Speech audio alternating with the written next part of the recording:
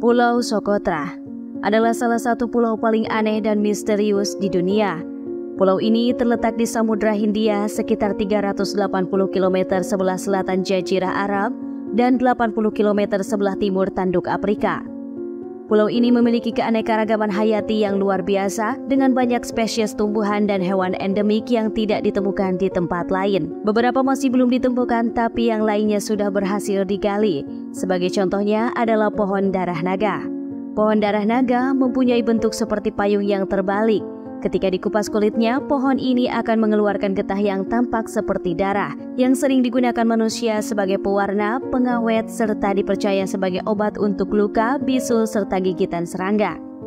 Selain tumbuh-tumbuhannya yang unik dan beda dari tumbuhan di tempat lain, di Pulau Socotra juga terdapat hewan juga serangga yang hanya terdapat di pulau ini, seperti contohnya blue babon tarantula, Socotran chameleon, dan masih banyak lagi spesies lainnya yang unik di pulau ini. Karena ragam keunikan itulah, Pulau Socotra juga sering disebut sebagai pulau alien. Di balik keunikannya yang luar biasa, pulau ini juga memiliki sejarah yang panjang dan menarik, serta mitos dan legenda yang mengelilinginya. Nama Socotra berasal dari bahasa Sanskerta yang memiliki arti pulau yang penuh dengan kebahagiaan. Pulau ini didiami oleh hampir 50.000 penduduk dan mayoritas dari mereka berbicara dalam bahasa Socotri yang unik yang hanya digunakan di Socotra.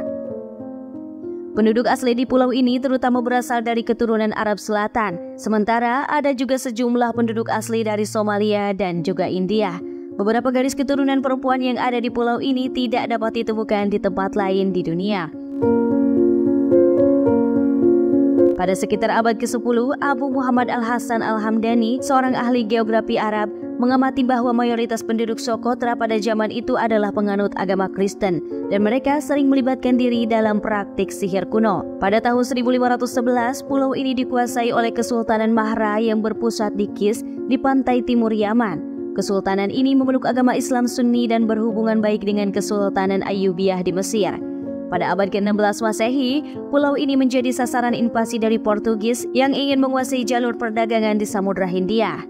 Namun, invasi ini berhasil ditolak oleh penduduk setempat dengan bantuan dari Kesultanan Utsmaniyah. Pada tahun 1886, pulau ini menjadi protektorat dari Inggris yang ingin menjaga kepentingan mereka di Teluk Aden. Pada tahun 1967, pulau ini menjadi bagian dari Republik Rakyat Demokratik Yaman yang kemudian bergabung dengan Republik Arab Yaman pada tahun 1990. Pada tahun 2008, pulau ini ditetapkan sebagai situs warisan dunia oleh UNESCO karena keunikan dan keanekaragaman hayatinya. Pada tahun 2014, pulau ini menjadi bagian dari Provinsi Socotra yang merupakan salah satu dari 22 provinsi di Yaman. Pada tahun 2015, pulau ini terkena dampak dari Perang Saudara Yaman yang melibatkan pemerintahan Yaman, pemberontak Houthi, dan koalisi pimpinan Arab Saudi. Pada tahun 2020, pulau ini dikuasai oleh Dewan Transisi Selatan yang merupakan kelompok separatis yang mendukung kemerdekaan Yaman Selatan.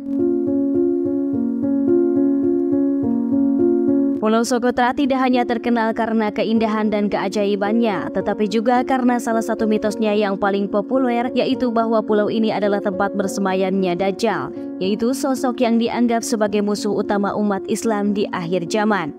Dajjal adalah sebutan untuk Al-Masih Al-Dajjal yang berarti Mesias pembohong.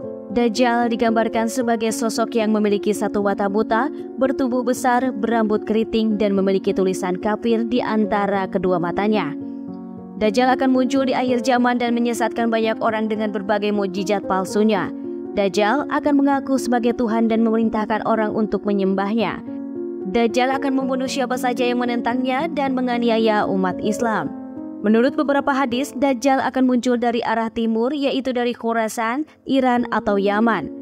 Dajjal akan berkeliling dunia selama 40 hari yang terdiri dari satu hari seperti setahun, satu hari seperti sebulan, satu hari seperti seminggu, dan sisanya seperti hari biasa. Dajjal akan diikuti oleh 70.000 orang Yahudi dari Isfahan, Iran, dan banyak orang lain yang tertipu olehnya. Dajjal akan menguasai hampir seluruh dunia, kecuali Mekah dan Madinah yang dilindungi oleh malaikat. Dajjal akan bertemu dengan Nabi Isa yang akan turun dari langit di dekat Menara Putih di Damaskus, Suriah. Nabi Isa akan membunuh Dajjal dengan tombaknya di pintu gerbang Lut yang terletak di antara Palestina dan Israel. Kemudian Nabi Isa akan memimpin umat Islam untuk mengalahkan pasukan Dajjal dan Yahudi dan membawa kedamaian dan keadilan di dunia. Namun, ada juga beberapa hadis yang menyebutkan bahwa Dajjal bersembunyi di sebuah pulau yang terpencil dan berbentuk segitiga. Pulau ini dikelilingi oleh laut yang bergelombang dan berwarna hijau. Pulau ini memiliki banyak pohon dan binatang tetapi tidak ada manusia. Pulau ini dijaga oleh malaikat yang berwujud binatang buas yang akan menyerang siapa saja yang mendekat. Beberapa orang mengaitkan pulau ini dengan Pulau Socotra karena beberapa kesamaan yang ada. Pulau Socotra memiliki bentuk yang mirip dengan segitiga, terletak di Samudra Hindia yang berwarna hijau dan memiliki banyak pohon dan binatang yang unik dan juga langka. Pulau Socotra juga terpencil dan jarang dikunjungi oleh manusia. Pulau Socotra juga memiliki iklim yang ekstrim dengan musim kering yang panjang dan musim hujan yang singkat. Pulau Socotra juga memiliki sejarah yang berkaitan dengan agama-agama Samawi seperti Kristen, Islam, dan Yahudi. Namun tidak ada bukti kuat yang menunjukkan bahwa Pulau Socotra adalah tempat bersemayamnya Dajjal. Ini hanyalah sebuah dugaan yang didasarkan pada interpretasi dan imajinasi manusia. Tidak ada hadis yang secara eksplisit menyebutkan nama Pulau Socotra sebagai tempat Dajjal. Tidak ada pula bukti fisik atau arkeologis yang menunjukkan adanya jejak Dajjal di pulau ini. Tidak ada pula laporan dari para penjelajah atau wisatawan yang pernah melihat Dajjal atau malaikat penjaganya di pulau ini. Oleh karena itu, Pulau Socotra sebaiknya dilihat sebagai pulau yang memiliki kekayaan alam dan budaya yang luar biasa, bukan sebagai pulau yang menakutkan dan berbahaya. Pulau ini telah diakui oleh UNESCO sebagai situs warisan dunia sejak tahun 2008 karena keanekaragaman hayatinya yang luar biasa. Pulau ini juga memiliki potensi wisata yang besar karena memiliki pemandangan yang indah dan penduduknya yang ramah. Pulau Socotra adalah pulau yang patut dikunjungi dan dijaga kelestariannya.